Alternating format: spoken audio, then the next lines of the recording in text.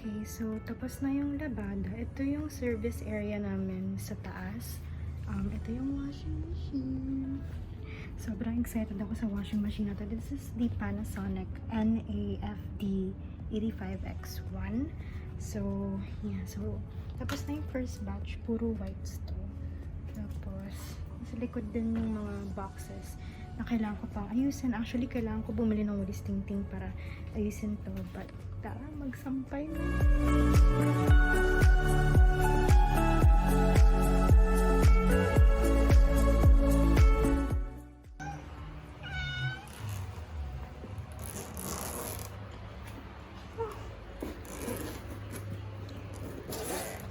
Hi!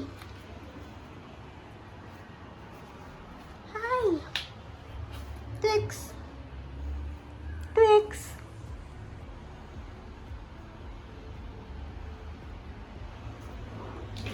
Trixie Pie!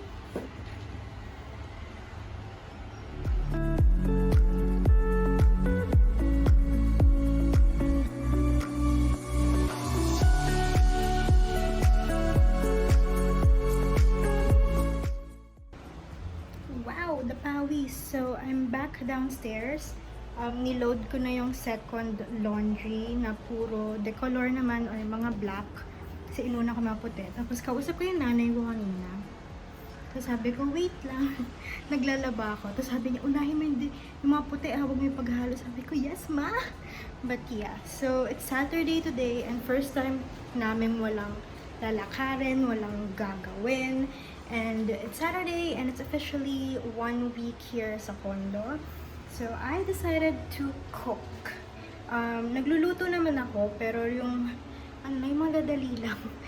Corned beef, itlog. So nag-grocery kami. So we have a few things na nakalista na. So I want to make tilapiyang escabeche. I never tried it. Never ko siyang niluto. Pero I miss tilapiyang escabeche. So, mag-attempt ako.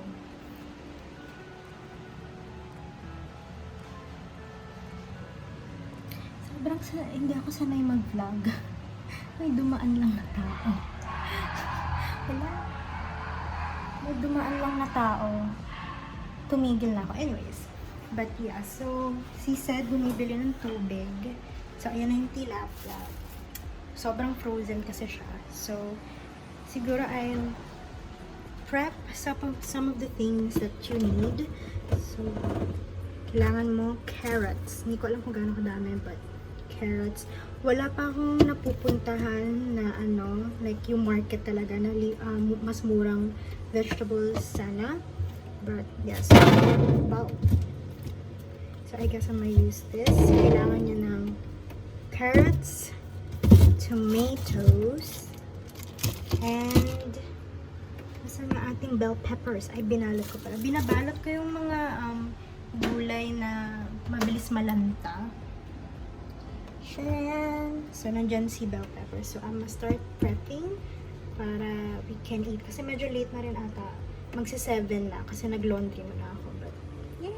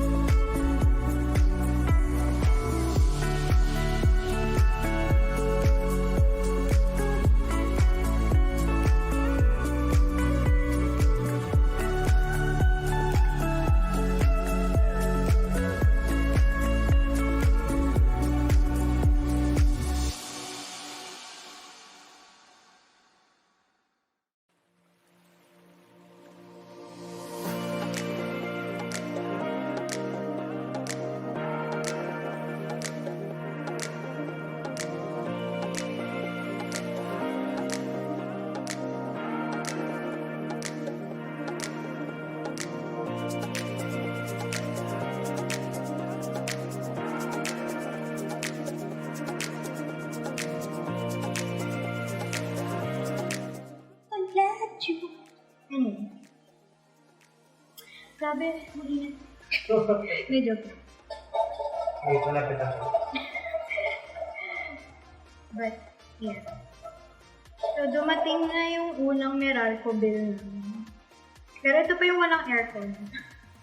Kasi wala pa kang pambili ng aircon.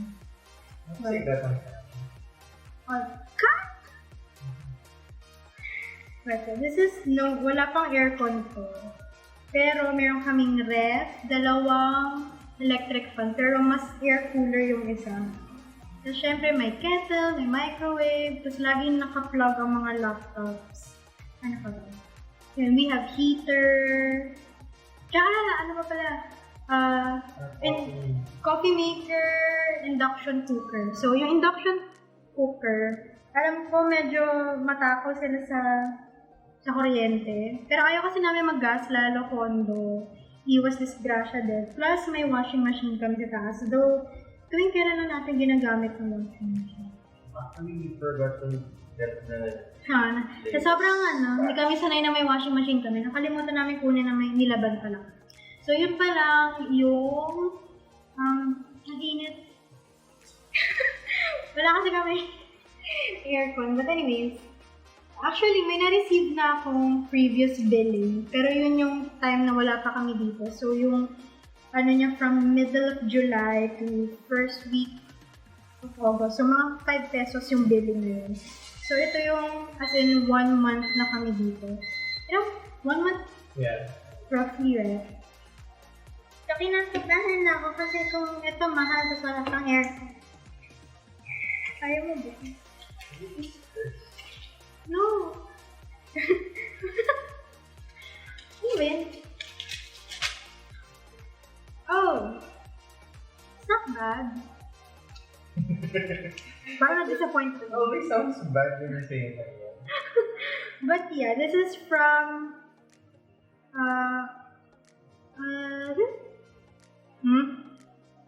August 12. Ganito na tayo na, no? Yeah. Well, in and out. August 12? Yeah. In and out. We stayed na for a bit before we got... Okay, so, naglipat kami ng gamit here before pa August, right? July, end of July, right?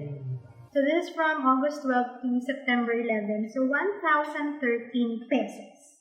It's not bad.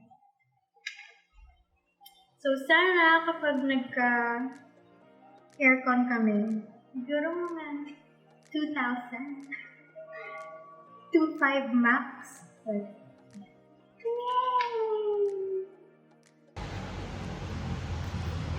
good morning! Actually, it's really late. It's like 1 p.m. and it's actually the first morning.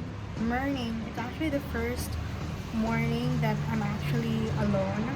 Sed has a shoot and I usually accompany him to shoots, but I just feel like I really need this time to kind of nest in the new place and I'm really tired.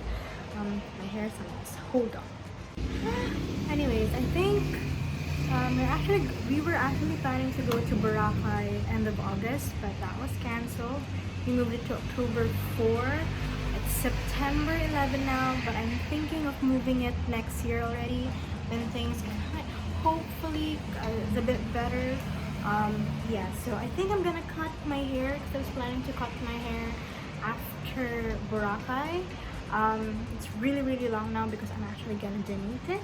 But yeah, I'm actually enjoying this weekend of nothing to do. Like there's nothing lingering at the back of my head that I have to finish. It's been a while because like since September now, since July I was busy thinking about budgeting, supplying for our old condo and this one, the moving stuff, scheduling everything, and then August came. We were quarantined because my brother tested positive for COVID, but he's better now, so that's a good thing. But that was a scare. He's actually doing some lung therapy to strengthen his lungs and heart again. And yeah, so we were like quarantined for 2 weeks. So like the move here was put into a halt. So it was stressful. And then the area where we were quarantined in the house didn't have Wi-Fi for 5 days, and I work from home, so it was a bit stressful. So I kind of just want to take. It's been a while since I've had this weekend wherein I have nothing to do, and I'm really gonna force myself not to work, because usually I like to think of work for the coming week and not actually enjoy my weekend. So this is the first. I actually don't know what to eat. I still have dishes to clean. The place is here's the dishes that I have to wash. But the place right now is actually it's organized in a way. Like if you see this, like it's not messy, but it's not yet decorated because September now, and we're planning to kind of put a halt to the like expenses and kind of recuperate a bit, and then back to expenses again, maybe middle of October. But we have the essentials, like we have a dining table. It doesn't have the chairs we want. We're gonna purchase that. These are actually the chairs that we might use in the balcony because they're plastic. We have a big purchase. We bought a fridge, but we have the essentials. We have the bed, we have heater, we have my our dog's bed. So yeah, yeah, I don't know what to eat. I think I'm gonna fry up some lumpiang toge, and I'm actually gonna have some cup noodles by watching K-drama. I actually went back to watching K-drama. Ang tagal na, because ever since college, I was watching K-drama. Actually, maybe after college, a bit after college, I was addicted to variety shows, Running Man. I watched every release of K-drama before they even translated into Filipino. So ngayon lang ako ulit bumalik, and I'm watching Hospital Playlist, and I'm liking it. So I think that's what we're gonna do.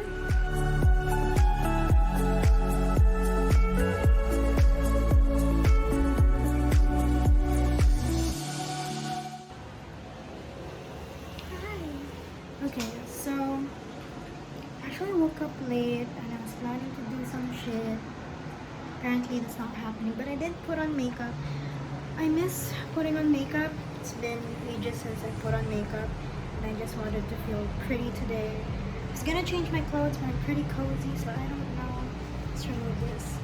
But yeah, so I'm planning to fix this area. This is my desk slash makeup table that I actually got from our house.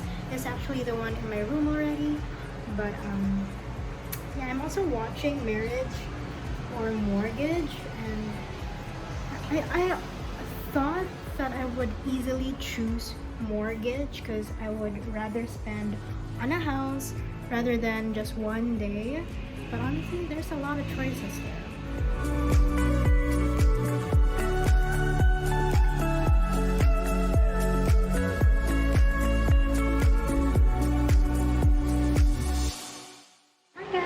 So I finally found the batteries for my camera. It was finally said was able to pick and go through these things, and grabe yung init. Wala pa rin kaming aircon. It's September 21 now, and we're planning to buy an aircon maybe end of the month.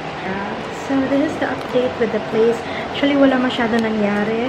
It's basically been like a month here, so we've kind of settled in.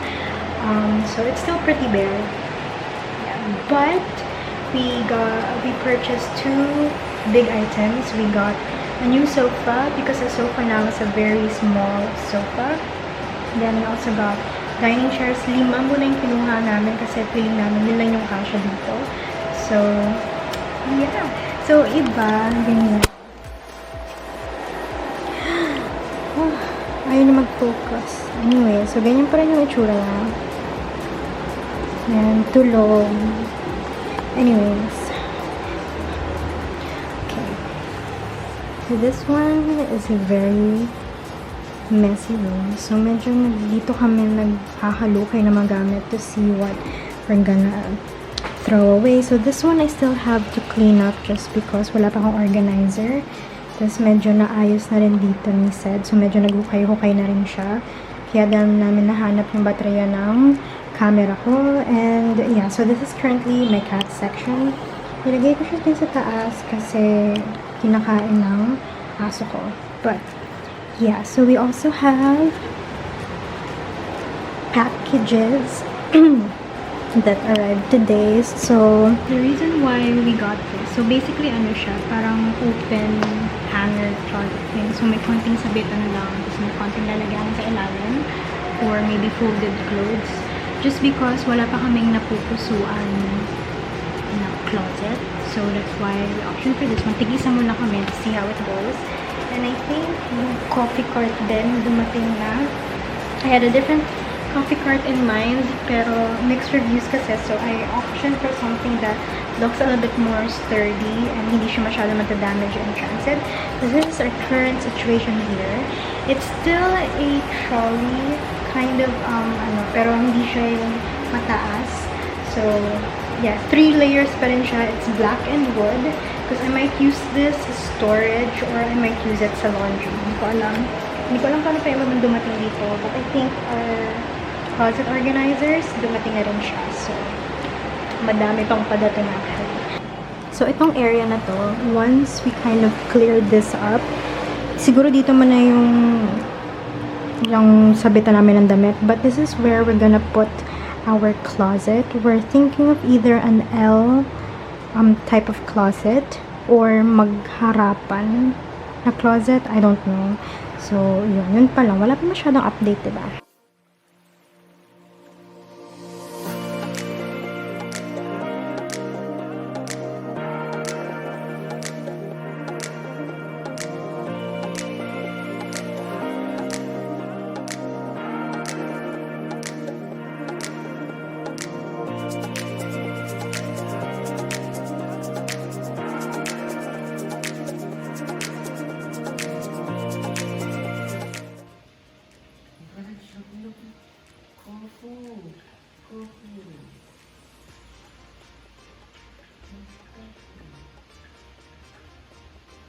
Where are you filming it?